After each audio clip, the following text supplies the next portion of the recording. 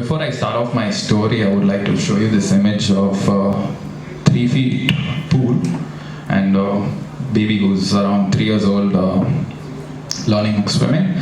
I shot this post a rainy day when the pool had like zero visibility. When I landed up there, I was like, oh damn, like what do we do now? And then I ended up getting this picture. It's due to low visibility is why this picture looks so beautiful. So I learned how to make use of the most difficult times that you have. Starting off from the streets, 10 years back, I was chilling with my friend in a chai shop, like most people. This is right outside my house, like right opposite my house, sitting and chit-chatting about things that never made sense back then. And suddenly a policeman, like a police vehicle, stopped right in front of us, and he put his head out, and in Kannada, he was like, hey rascal, what are you doing? Then I was like, sent me into a trance, like actually what am I doing? Like just sitting and chilling, and by the time I could get over it, I see this guy running towards me. Like, he just got out of the car and he's like, hey, I had to run straight to my house, which was right opposite. And as I was running, this policeman's like right behind me, chucks his stick, which misses me like easily by like some 30-40 feet, I guess. I'm just watching that go and like run to my house. And then I locked I locked the door and I run inside, and this guy comes and he starts knocking on my door. And my dad, I think after his haircut, enters my house. So, and then after knocking, my mom actually opens the door. So my mom sees the policeman, and then my dad right behind walking into my house, and she's like, what did my husband do now? And I was like, wow, this is a great story. Like, I wish I had a camera to document such things. But this was back then when I didn't have a camera. My dad had a couple of film cameras which I was shooting from. Later got my digital camera. This may be the mugshot. Luckily, he didn't catch me. So, yeah. Started shooting a lot of images on the street. This was on a rainy day right outside my house. Kept a flash inside the car. And made my friend jump with my mom's umbrella. I think she got it free from Alukas for their 10 years anniversary. I spoiled it, so anyway. And this is an image of the night sky. And started making such images, started learning patterns, started learning lines. Here's like a beautiful line running across, and this kid skating. I think that's, I don't know what they call it. But yeah. And then I realized you need to find something on your own, like create your style, tell a story through an image, and that was like a secret to it. Thank you so much. No, I'm just kidding. I can't like not tell the secret, so yeah. Anyway, so started making images which could tell stories. This is just a Muslim kid who was at this carnival. The image speaks for itself. Here's a portrait where I made, she was like going to drown, so it looks like that. And started playing with a lot of lines and shadows. So the image on the left was shot on, actually both the photos were shot on my phone. The one on the left, I got this after like I think maybe after like some 60 images, because the light kept changing. I wanted that light to like put a shadow like in the floor right below me. So after a couple of tries, got these images. And then I shot this image. It is in a barber shop. That's that barber guy's that spray, like before cutting your hair. But it looks beautiful. Thank you so much. It looks beautiful, but it didn't tell a story as such. So ended up getting a similar image in Besant Nagar beach. This is a lady frying corn. That's the lady at the back, and that's that vessel that she uses for making them. So yeah, and here's an image that I shot with when I went for a family trip to Dubai. I saw all these guys taking beautiful pictures of Burj Khalifa. So I thought I'd take a picture of the guys who are taking beautiful pictures of the Burj Khalifa. And that's when I got this. Moving forward, you know, I mean, we don't get paid to do this, like just doing it for your own work. Like for your own interest. Then I started shooting weddings after a friend of mine asked, like, bro, can you come and shoot my wedding? I was like, I've never done it. He's like, yeah, that's fine. Even I've never got married before, so come on, why not? And yeah, I ended up shooting my wedding. So then I wanted to put up a budget for it. So just consider, so whenever you're budgeting something, budget everything that you're gonna do, like what are you doing for. Funny part is, I was at home and it was one of my cousin's wedding, and my aunt comes and tells my dad, like, can you ask your son to come and shoot my cousin's wedding? I was like, I went into all that artist mode where I was like, hey dad, listen, I'm an artist, I can't do this for free, I don't just shoot, I charge for what I'm good at and stuff like that. He listened to me the whole time and he's like, you want one slap or you'll bring the camera and come. So sometimes you need to like let your ways go to take some pictures. And here's a fun shot I got in a wedding. This is a Hindu wedding where it's like an icebreaker towards the end, where the pujari puts one ring inside the bucket and they have to find it. It's like the fun thing that happens. I think whoever gets the ring gets extra ice cream or something, I'm not sure. So moving forward, here's an image. So this is where I started relating like what I used to click, and start relating that to making images which would actually pay me, like the wedding images. Here's an image that I made on Maldives, the one on the right. That's the Milky Way right behind the boat. And then later got an image of this couple. Her name is Arundhati. Arundhati is a star. So I wanted to have like a nice star background. It was shot in Gujarat. The orange light that you see at the back is from the Statue of Unity. It's around 3 a.m. in the morning. Then made this image in Lake Al-Qadra.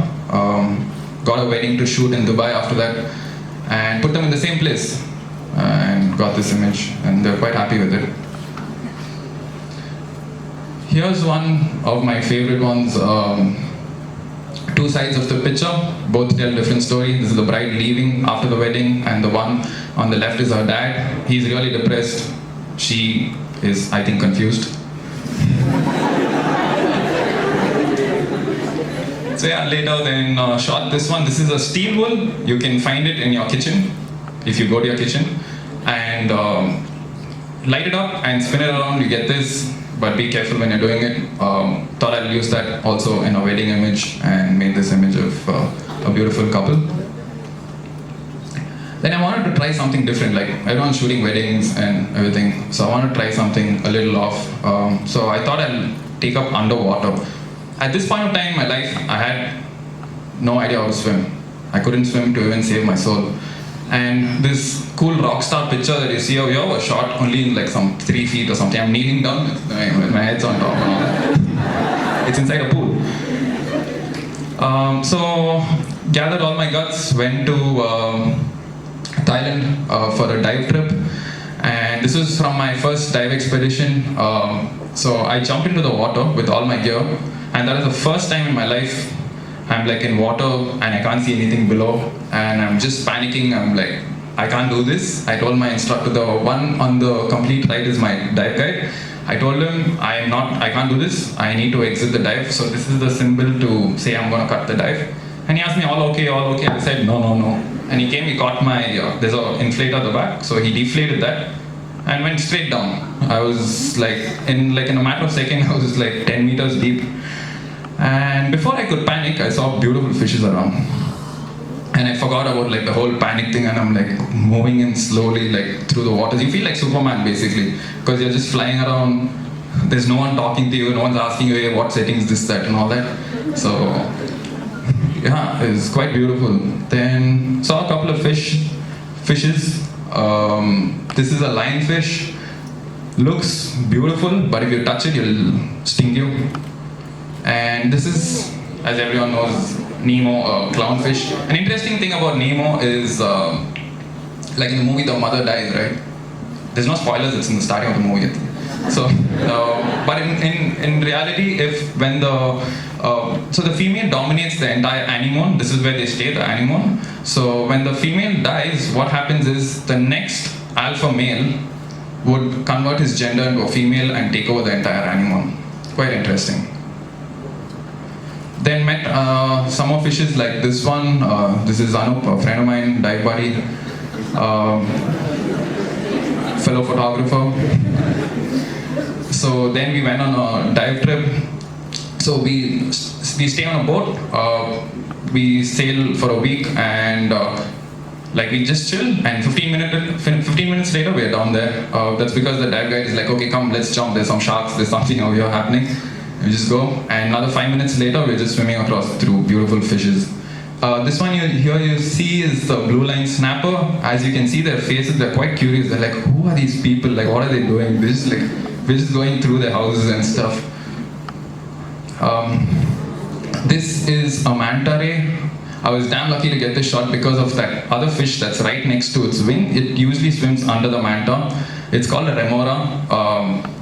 It hangs out with the manta because when the other fishes come and see, they'll be like, oh, he's hanging out with some big guy, like people.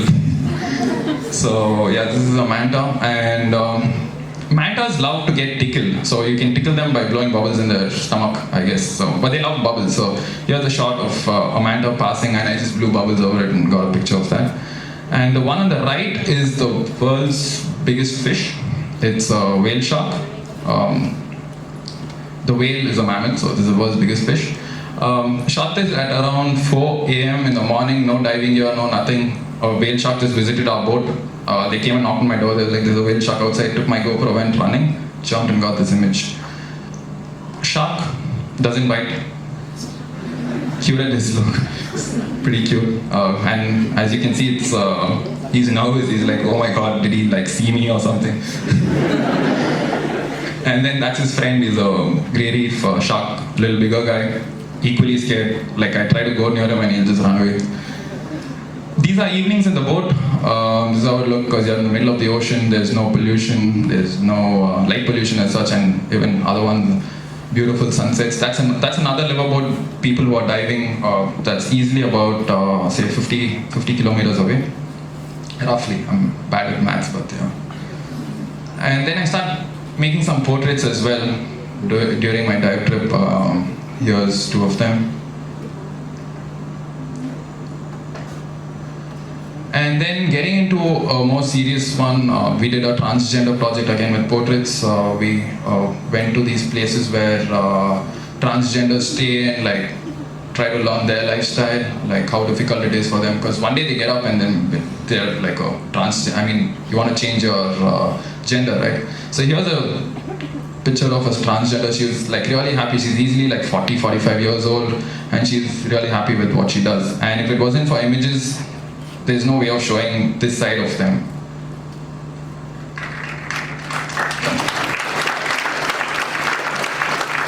Here is another image of a straight guy who got married to a transgender. They didn't let him in his house. They were like obviously against it and stuff.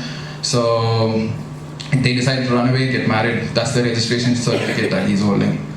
And again, if it wasn't for images, nothing could tell the story. This was Usain Bolt when he had come to Bangalore. We went to shoot something. The most important thing I learned that day was never shake hand with a guy who's like 10 times your size. He'll just crush your hand. It's learning everywhere. Then did some experiments. This was a friend of mine, Nadia. She's a musician. She's a singer. She wanted an album cover. And she was like, dude, I want something where I'm looking at like buildings and like I'm contemplating over a big city life and all that. I was like, yeah, come, just stand against this wall and make that image. She came and she stood and she looked at me and she's like, what is this? And I was like, chill. Because later I got this image from Dubai during the previous trip, and I put both of them together, which is a double exposure. It's out on Apple Music. The album is called Fragile. Yeah, and between all this, I was coding for 3 years. I was an engineer. Yeah. I was coding for 3 years.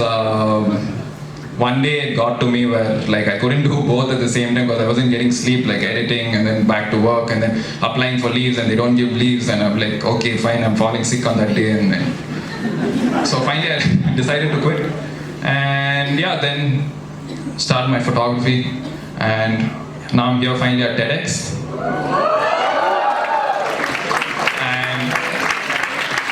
next time a policeman catches me outside when I go to have the chai next to my house, I think he'll be probably convinced. Thank you so much.